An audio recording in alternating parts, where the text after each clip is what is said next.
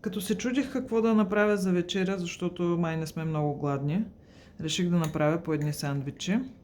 Сега това е хляб с квас, изключително вкусен. Вчера го купих от една нова фурна във Варна. Мога да ви кажа коя е. Това е сладко от смокини с лук.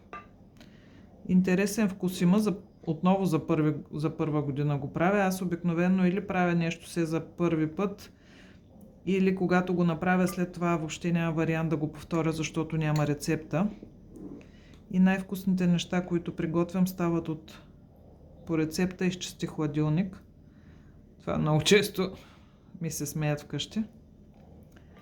И така, ще си намажа този прекрасен хляб. Ще сложа по малко от лука и от смокините. Смокините съм ги брала от двора на приятелка. Сладко с лук и смокини.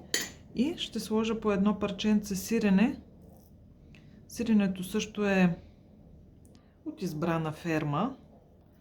Опитвам се да купувам продукти, които да са най-малкото, поне да не знам произхода.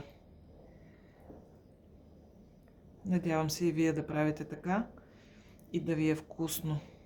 Но най-вкусната храна е споделената, разбира се. Приятна вечеря на всички!